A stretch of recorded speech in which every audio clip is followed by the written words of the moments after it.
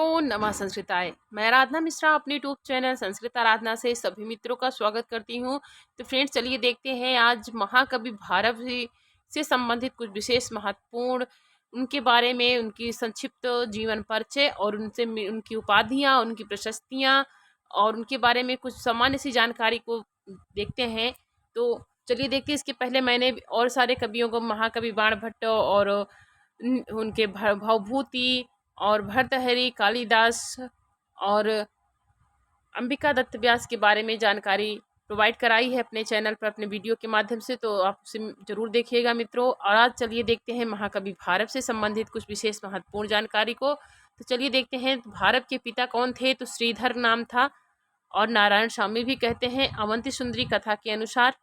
माता का नाम था सुशीला, पत्नी का नाम था रसिकवती या रसिका, पुत्र का नाम था मनोरथ। मूल नाम क्या था भारवी का? तो मूल नाम था दामोदर। गोत्र क्या था? तो कुशिक गोत्र था। आगे नेक्स्ट देखते हैं। जिनका जन्म स्थान क्या था भारव का? तो दक्षिण भारत में नासिक प्रदेश के अचलपुर, एलिचपुर, धारा नगरी अवंती सुंदरी कथा के अनुसार इनका निवास जन्म स्थान माना गया है। समय क्या है? तो समय 6वीं शताब्दी का उत्तरार्ध, 7वीं शताब्दी का पूर्वार्ध माना गया है भारव का समय। तो इनका देख लेते हैं भारव का वंश वृक्ष कैसा है। तो पहले भारव ही आए, पुत्र मनोरथ देखिए और वीरदत्त यहाँ है, गौरी पौत्र, दंडी प्रपौत्र है इनके। और इनका संप्रदाय देख लेते हैं। संप्रदाय क्या है? तो शैव संप्रदाय के माने गए हैं। भारव की उपाधि कौन थी? तो आद्यपत्र भारवी उपाधि थी इनकी। और नेक्स्ट है आधत्य कनक माया, तो पत्र लक्ष्मीम किरात 539। इस श्लोक में कनकमय आतपत्र, सोने का छाता की उपमा को अति सुंदर मानकर आलोचकों ने कवि का नाम ही आतपत्र भारवी रख दिया था। तो नेक्स्ट देखते हैं आश्रयदाता कौन थे इनके। तो आश्रयदाता थे विष्णुवर्धन पुलकेशियन द्वितीय के अनुज सिंह विष्णु। अवंती सुंदरी कथा के अनुसार दुर्विनीत महेंद्र विक्रम सिंह विष्णु का पुत्र था विष्णुवर्धन। अब नेक्स्ट देखते हैं राजा दुर्वनीत ने किराता अर्जुनियम के 15वें सर्ग पर संस्कृत टीका लिखी थी। और नेक्स्ट है भारवी दंडी के प्रापितामह थे। तो दंडी के कौन थे? तो प्रापितामह थे भारवी। नेक्स्ट है भारव की वाणी को प्रकृत मधुरा कहा जाता है। तो भारव की वाणी को क्या कहा जाता है? प्रकृत मधुरा कहा जाता है। नेक्स्ट है भारवी महाकाव्यों में अलंकृत काव्य शैली या रीत शैली के जन्मदाता हैं। इनके काव्य मार्ग की विचित्र मार्ग कहते हैं। इनके काव्य मार्ग को विचित्र मार्ग कहते हैं। नेक्स्ट है श्रीयन चटर्जी भारवी को ट्रावनकोर का निवासी मानते हैं।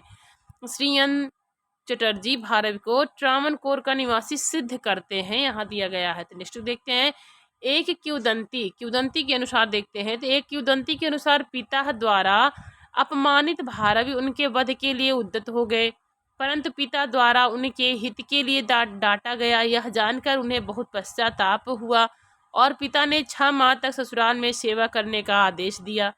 और नेक्स्ट देखते हैं भारत के जन्म 560 ईस्वी के लगभग तथा रचना काल 580 ईस्वी के लगभग अधिकांश आलोचकों ने माना है। और नेक्स्ट है भारव अर्थ गौरव के लिए प्रसिद्ध है। नेक्स्ट है आचार्य मल्लिनाथ ने भारव के किरातार्जुनीयम पर घंटापद नामक टीका लिखी थी। तो घंटापद नामक किसके लिखी थी? तो किरातार्जुनीयम पर आचार्य मल्लिनाथ ने लिखी थी। घंटापथ का अर्थ क्या होता है? तो राजमार्ग होता है। नेक्स्ट है भारव राजनीति के प्रकांड पंडित थे। तो राजनीति के प्रकांड पंडित कौन थे? तो भारव थे। नेक्स्ट है मल्लिनाथ भारव की कविता की उपमा नारकेल फल से करते हैं। नारकेल फल संमितम वचः, जो कि बाहर से कठोर है और अंदर से कोमल है। नेक्स्ट है दक्षिण के एहोल शिलालेख में भारव का नाम उल्लिखित है। दक्षिण के एहोल शिलालेख में भारव का नाम उल्लिखित है। नेक्स्ट देख लेते हैं भारव के किरातार्जुनीयम को लक्ष्मणत महाकाव्य, माघ के शिशुपाल वधम को श्रेयंत महाकाव्य तथा श्री हर्ष के नैषधीय चरितम को आनंदांत महाकाव्य कहते हैं। तो क्या कहते हैं? तो किरातार्जुनीयम को लक्ष्मण तो कहते हैं और शिशुपाल वधम को श्रेयंत कहते हैं और नैषधीय चरितम को आनंद्यंत कहते हैं। अब यहाँ देख लेते हैं महाकवि भारव विषयक प्रशस्तियाँ क्या हैं। तो प्रशस्तियाँ क्या क्या मिली थी इनको? तो भारवे अर्थ गौरव किसने कहा था? तो उद्भट ने कहा था। वृत्यक्षस्य सा कापि वंशस्थस्य विचित्रता प्रतिभा भारवेर्येन साक्ष्येनाधिकृता, ये क्षेमेंद्र ने कहा था सुवृत्त तिलक के अनुसार।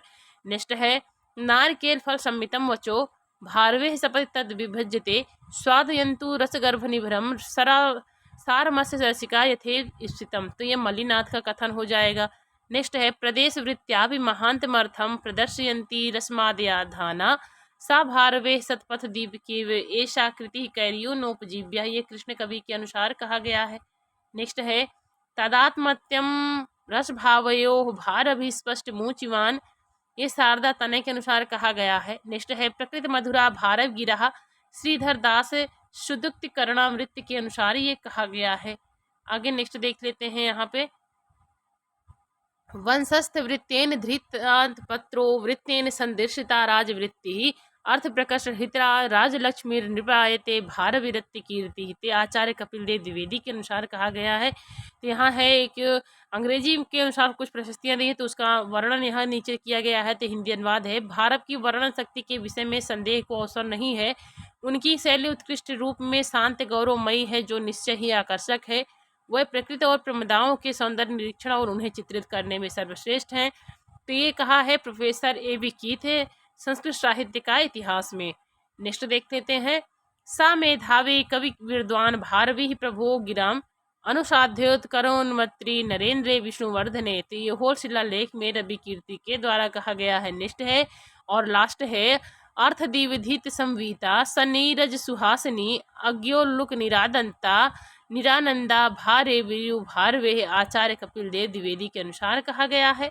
तो मित्रों यहाँ से मैंने संपूर्ण किया कुछ बहुत ही महत्वपूर्ण कवियों के बारे में, उनकी प्रशस्तियाँ और उपाधियाँ, जो कि एग्जाम में छोटे छोटे प्रश्न देकर पूछ लेते हैं। तो 1-2 नंबर या 3 नंबर के प्रश्न तो मिल ही जाते हैं। किसी भी कवि के बारे में आपको अगर पूछ ले कि उनकी उपाधियाँ क्या है, किसे कवि ने दी है, तो सभी महत्वपूर्ण होते हैं मित्रों।